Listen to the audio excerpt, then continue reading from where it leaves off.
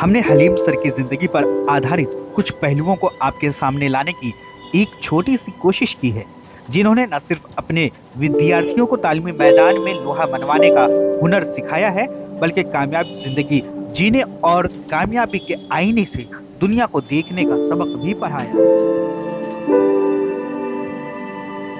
Ajay academy में physics के teacher के तौर पे हलीम साहब गए थे। आप शायद उनके भाई हैं, क्या नाम हुआ आपका? हाँ, मोहम्मद मुश्ताक आलम।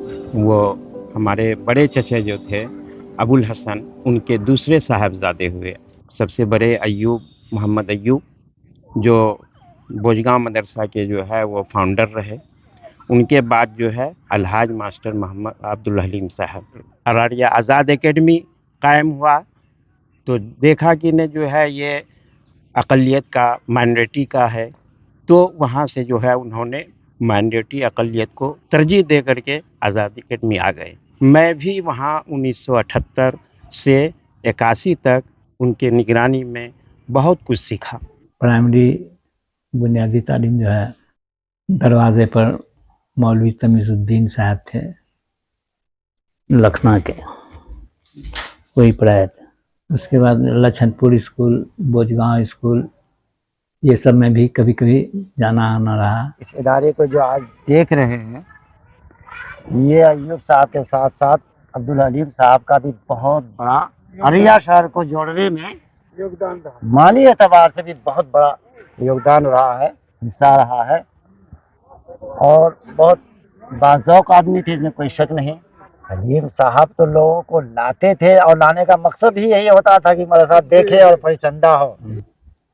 तो इस मदरसा की जगह को शिफ्ट कराने की जो पहली मीटिंग पुराने बोजगांव मदरसा में हुई थी, तो मेरे ज़ेर सदारत ही हुई थी।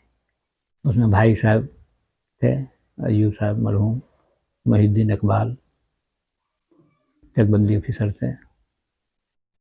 तो हम लोग 3 आदमी मौजूद थे। भाई साहब तो मदरसा के रूहे रवान रहे, सेक्रेटरी रहे। वो उस मदरसा में हमारी इब्तदाई तालीम हुई थी। मदरसा से निकले तो सीधे क्लास 7 में पढ़ने के लिए यहाँ आ गए अररिया। वालिद साहब जी उस वक्त बड़ा बाबू थे यहाँ। अररिया में कौन से स्कूल में? High school Araria. फरौटा के गैरा के मजहर से डॉक्टर सालिक, कलाम बाबू, ये लोग पढ़ते थे यहाँ। बिल्कुल हाथों हाथ लिए आइए आइए आइए, वो अंदाज़ उन लोगों का हमको ख़ास तौर पर याद है। ले जाके बैठाया बहुत इससे शौक़ से कि हम लोग साथ पढ़ेंगे, साथ पढ़ेंगे, क्योंकि हम लोग एक दूसरे से वाकिफ़ थे। पहले ही वो जो टीचर आया मैथमेटिक्स पढ़ाने के लिए, वो सूद के बारे में पढ़ाया। हम जब वापस आए स्कूल से घर यहाँ, तो वालिद साहब को कहा कि हम यहाँ तो नहीं पढ़ेंगे, यहाँ सूद के बारे में पढ़ाता है, क्योंकि मदरसा से आए थे। सूद के बारे में कहा कि सूद तो पढ़ाई में है, तो पढ़ोगे नहीं? कि ना ना, हम सूद के बारे में नहीं, सूद नहीं पढ़ेंगे। अच्छा, उसके अलावा फिर हो गया क्या, दूसरे दिन तीसरे दिन के क्लास में हिसाब तिजारत बताया गया लकीर खींच खींच के, वो हमको समझ में नहीं आया। तो कहा कि ना, 7 क्लास में हम नहीं पढ़ेंगे, 8 क्लास में देखा क्या, सबील सफ़ील वगैरह ये सब थे। 2a + 3a = 5a। वाह, इससे आसान और क्या है। ये हम नहीं पढ़ करके इससे तो सालिक साहब ये लोग जो हैं 1 साल जूनियर हो गए। डॉक्टर सालिक, मजहर, कलाम, मीर इस्लाम के साथ हो गए, वो आगे थे क्लास 8 में।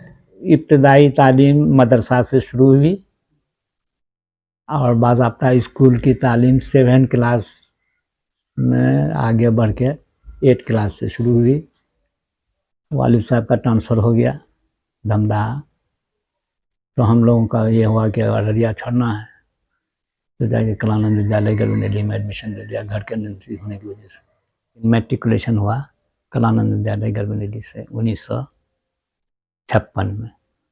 ISC उसी साल साइंस खुला था पूर्णिया कॉलेज में। पूर्णिया कॉलेज में साइंस खुला था, तो साइंस के पहले बैच में हम लोग थे पूर्णिया कॉलेज में। बाहर जाने की इजाज़त हमारे गार्जियन लोग नहीं दिए कि नहीं छोटा है, ये है, वो है, वगैरह वगैरह। Langat Singh college Muzaffarpur, LS college Muzaffarpur, Bihar university, वहाँ से 60 में बीएससी हुआ। बीएससी का रिजल्ट शाये होने के बाद ही घर पर आदमी पहुंच गया लेटर लेके कि your mother institution is in need of a science teacher, Harinarayan Rai का जैसा बताया। तो हरिनारायण राय घर से बुला करके वो ज्वाइन करवा लिए वहाँ। अब हमको एमएससी करना था, वालिद साहब से मशवरा किया कि क्या करें। वालिद साहब देखे कि सर्विस मिल रही है तो ज्वाइन कर लेना चाहिए, लेकिन हमारी ख्वाहिश नहीं थी। वालिद साहब की मर्ज़ी के मुताबिक ज्वाइन कर लिया, लेकिन पढ़ाई कंप्लीट हुई नहीं थी। पढ़ाई कंप्लीट नहीं हुई थी तो हमने प्राइवेट से बीए कर लिया अंग्रेज़ी रख के, सिर्फ इसलिए कि नहीं तो अंग्रेज़ी से तो बीए एमए कर ही लेंगे। लेकिन उसके बाद इजाज़त मिल गई। इजाज़त मिल गई तो 62 से 64 तक में एमएससी कर लिया लंगट सिंह कॉलेज मुजफ्फरपुर, बिहार यूनिवर्सिटी से। और जैसा बताया कि उस वक्त ये जो आबादी है अपनी बिरादरी की, इसके हम पहले एमएससी हुए। तो हमारा जो वहाँ से बुलाया गया तो हम कहा कि हमको फ़ायदा क्या होगा। तो फ़ायदा कहा कि आपको सीनियर स्केल दिया जाएगा, सीनियर साइंस टीचर कह के, जो सबसे ऊंचा स्केल था 125 रुपया, 112 रुपया, 109 रुपया प्लस 12 रुपया। तो एमएससी का कुछ पोस्ट होता था हायर सेकेंडरी में, एमए, एमएससी, 1 एमएससी 2 एमए। तो एमए में थे कमर मसूद साहब, नसर हमीद खलीद साहब, और हम एमएससी में। तो बाकी 2 बीएससी टीचर थे, वहीदुल हसन, महमूदुल हसन। आज़ाद एकेडमी में पढ़ने पढ़ाने में ऐसा मशगूल हुए, किसी दूसरे जगह का, पूर्णिया कॉलेज का ये सब का था, वो सब कुछ सेक्रीफाइस करना पड़ा, छोड़ना पड़ा। यहीं पर जून 2001 में रिटायरमेंट हुआ। हलीम सर इस बात से बहुत मुतमईन है कि उन्होंने अपने कई रिश्तेदारों को अपने संरक्षण में लिया और उन्हें शिक्षित किया और वे सफल हुए। हम इस लिहाज से मुतमईन रहे कि अपने घर, ख़ानदान, रिश्तेदारों में से बहुत लोगों को अपने साथ रखा, उसका कॉस्ट भी बेयर किया, बर्दाश्त किया, खर्च अखराजात भी जहाँ तक हो सका हम उन लोगों पर खर्च करते भी रहे। भतीजा सब है, चचेरा भाई सब है। बिल्कुल दुरुस्त है। उन्होंने जो है पैसे को या ज़मीन जायदाद ये सब को जो है कुछ नहीं समझा। तालीम असल उनके नज़र में थी। तालीम जो के लिए अगर वो ज़मीन जायदाद को बेचनी पड़े, घर बेचना पड़े, तो उसके लिए वो तैयार थे, लेकिन तालीम से पीछे नहीं रहते थे। ये तालीम उनका जो है बेहतरीन मशगला था। अल्लाह का शुक्र है कि तालीम के लिए सबों को वो उभारते भी रहते थे। और यही वजह है कि इस ख़ानदान में, इस फैमिली में आज एक नहीं कई जो है पोस्ट ग्रेजुएट है, और सब लोग जो है अल्लाह का शुक्र है बहुत अच्छा, ये बेहतरीन मैं देख जगह। पा रहा हूँ कि ये भी मतलब लगता है कि उनका फोकस सही में तालीम रहा होगा, वरना ये गेट जरूर ठीक करवाते है ना, चोट लगने का खतरा है। ये तामीरी काम पर जो है उन्होंने ज़्यादा ध्यान नहीं दिया, तालीम पर ध्यान दिया। और सबों को यही कहा कि न कुछ भी हो जाए बच्चों को तालीम होनी चाहिए। तालीम ही से जो है अपनी इज्जत है, और तालीम रहेगी तो सब कुछ होगा, तालीम नहीं रहेगी तो सब कुछ बेकार है। एज ए एजुकेशन उन्होंने काफ़ी फोकस किया कि कैसे उनके जो जितने भी भतीजा या उनका लड़का जो भी है कैसे एजुकेशन में आगे बढ़े, इसको लेकर उन्होंने काफ़ी मुहिम चलाकर हम लोगों को भी आगे बढ़ने के लिए उभारा कि पढ़ाई लिखाई बहुत ज़रूरी है अपने लाइफ में। जब तक आप पढ़े लिखे नहीं रहेंगे तो एक अच्छा इंसान आप नहीं बन सकते हैं। इस पर उन्होंने हम सबों को उभारा कि आप भी पढ़ाई करें, सब पढ़ाई करें, ताकि एक पढ़ा लिखा और एक गैर पढ़ा लिखा में रहने सहने का और भी अदर तौर तरीके में काफ़ी डिफरेंसेस आ जाता है। हम पहले मतलब कि वहीं अररिया में कोसी कॉलोनी में रहते ये करते थे, कोसी में थे, सिंचाई विभाग में। अच्छा। और इससे मतलब कि हमेशा मतलब कि 2 रोज़ 4 रोज़ पर मुलाकात होती रहती थी। वो मतलब समझाते रहते थे कि बच्चे सबको ये करते रहना है एकदम से बढ़िया से एक आगे बढ़ाने के लिए, कि ताकि तालीम हासिल हो। दूसरे से उनको कोई ये उलझने वाला मामला या फिर तनाज़ा वाला मामला कभी भी आज तक नहीं हो पाया। और अल्लाह का शुक्र है कि पूरे ख़ानदान में हमारे जितने भी हैं सब तालीम से ही जुड़े हुए हैं। बस यही प्रॉपर्टी है हम लोगों की।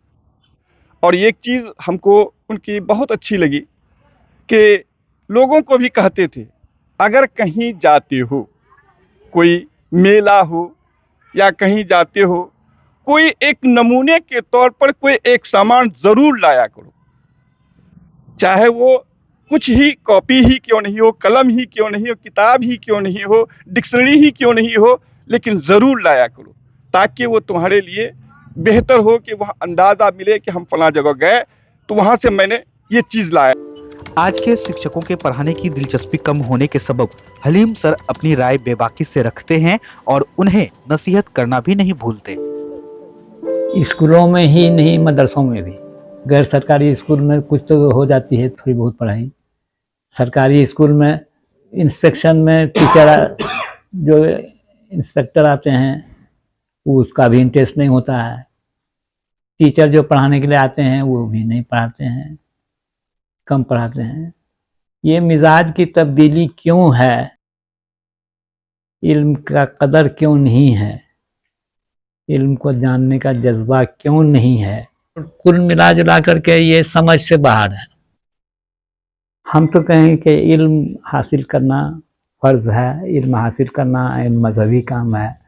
इल्म हासिल करना और एक दूसरे तक पहुंचाना, फैलाना ये बहुत ज़रूरी है।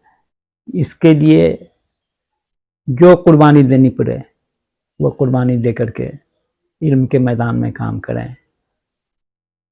कौन क्या कर रहा है इससे ज़्यादा नहीं, हम अपने तौर पर क्या कर रहे हैं, हम अपने तौर पर क्या वाकई इल्म के मैदान में कोई खिदमत अंजाम दे रहे हैं, इस चीज़ को सोचना होगा। और जब ऐसा सोचने वाला 1, 2, 3, 4, 10 मिल जाएंगे तो फिर समाज में भी इसका फ़ायदा होगा। तो नतीजे के तौर पर हम ये कहें कि कौन क्या कर रहा है इससे हमको कोई मतलब नहीं। हम जिस मकसद के लिए स्कूल में आए हैं, रखे गए हैं, हम वो अंजाम दे दें। हम अपना फ़र्ज़ पहले अंजाम दे दें, तब दूसरे पर क्रिटिसाइज़ करें। हमसे बात करते समय हलीम सर अपने 2 पसंदीदा छात्रों एडवोकेट वामिक और वरिष्ठ पत्रकार परवेज आलम का जिक्र करना नहीं भूले। परवेज बहुत अच्छा स्टूडेंट था, समझे। परवेज को और वामिक को हम ट्रेन करते थे, परवेज को शमी बाबू ट्रेन करते थे। ये दोनों डिबेट में आता था।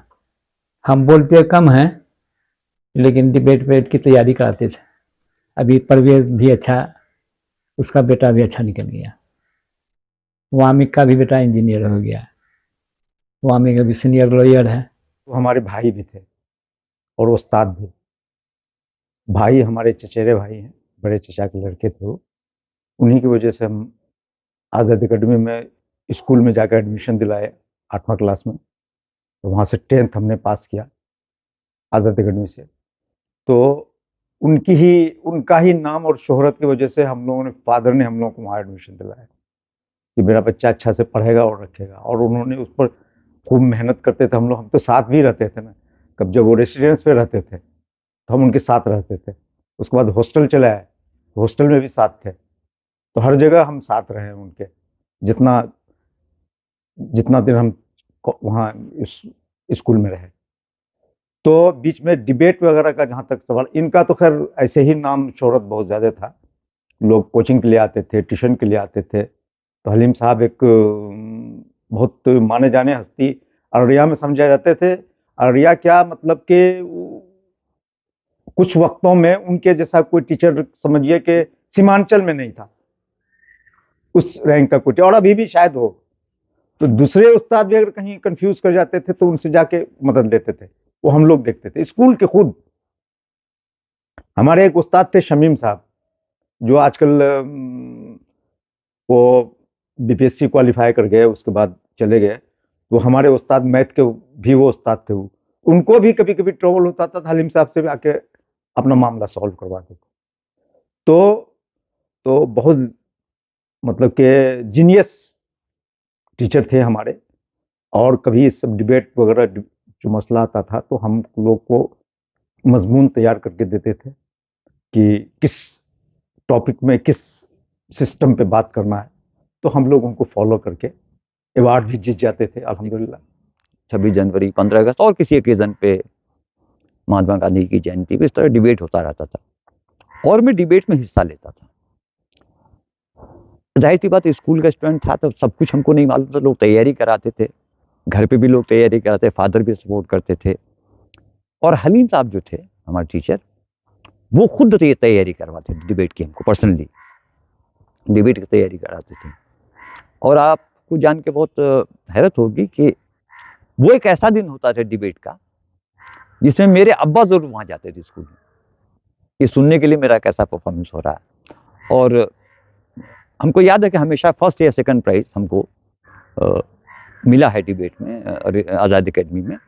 और इसके लिए मैं अभी भी अपने फादर जनाब मंसूर आलम साहब मरहूम और हलीम साहब मरहूम, अब तो मरहूम हो गए, उनका बहुत शुक्रगुजार हूँ कि उन लोगों ने मुझे डिबेट कैसे परफॉर्म किया जाता है, डिबेट में क्या क्या चीज़ें उसकी बेसिक्स होती हैं,